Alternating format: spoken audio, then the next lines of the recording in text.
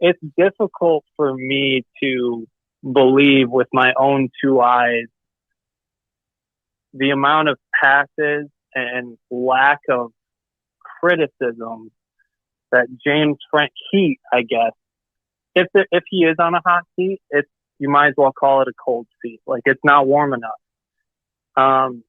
I think he signed a 10-year, roughly $70 million guaranteed, like all of it contract. I don't understand why Penn State did that. Maybe they don't believe in their brand enough. Who knows? Maybe they don't think they can get a better coach. But I'm serious. If it like, you look at Ohio State, and Penn State is not Ohio State.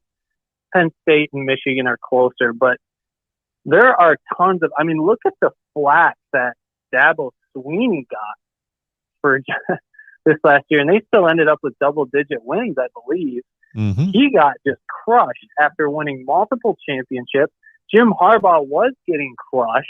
Absolutely crushed. And part of it is he's a lightning rod. He's a weird dude. I get it. But and here's the other thing I'll say. If, and I'm not saying this will happen, if Michigan goes into Columbus this year and beats Ohio State, there will be a recognizable, sizable portion, maybe it's still a minority, of the fan base that will be done with Ryan Day, calling for his head.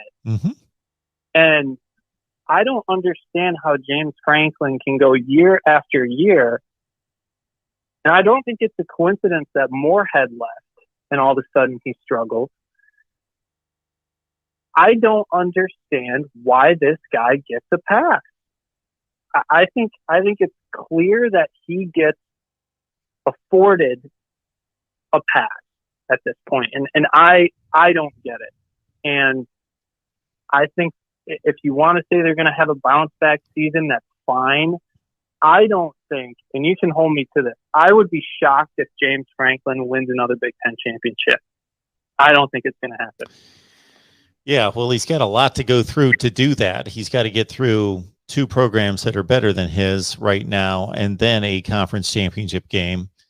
And, you've kind of written my video, if there are any signs of Penn State starting down that, if they get off to, if they lose to Purdue in week 1, and then they win their 3 or 4 games, then they lose to somebody else, and suddenly they're 3-2 or something like that.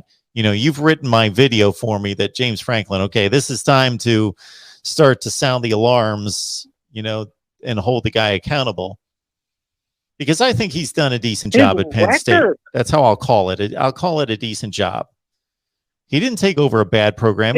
He didn't resurrect the program, as we talked about. Bill O'Brien resurrected the program, stabilized the program, and handed him a program that was in much better shape than anybody could have ever imagined it being. And all he did was go 7-6, 7-6. So those were large, huge disappointments coming off what O'Brien performed better with less talent and less reason to have talent.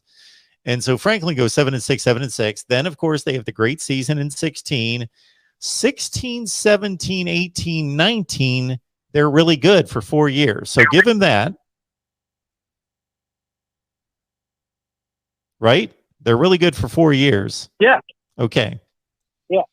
And then these last 2 years, they've been, I made the statement the other night when I kind of brushed through it real quickly in my head. I said, Penn State was the most underachieving team in college football last year at 7-6.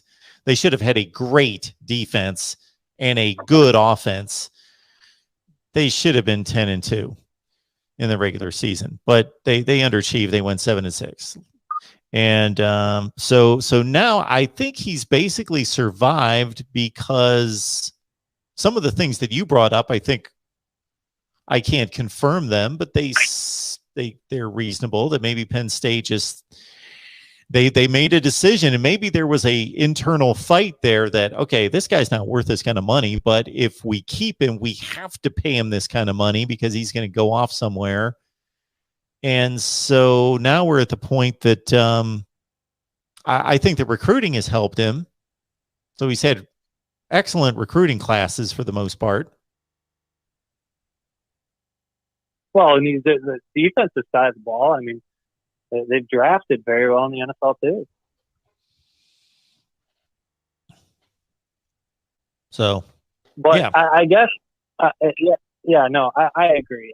But anyway, I appreciate your time. I think that it's, again, I'm not campaigning for this guy to get fired, but there are so many other coaches out there who, if they had produced the last several years the same results, I mean, you would be talking, fans might even be showing up at the guy's house demanding he get out of there. So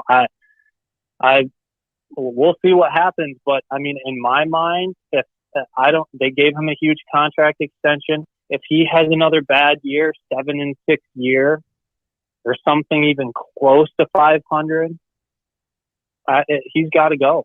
I'm sorry, he's got to go. Otherwise, Penn State is not interested in competing for conference championships and college football playoff berths. That. So if they want to keep him on with mediocre results, and they're not serious about football. But anyway, thanks, Mark. I'll let you go. Thanks for the call. Appreciate it.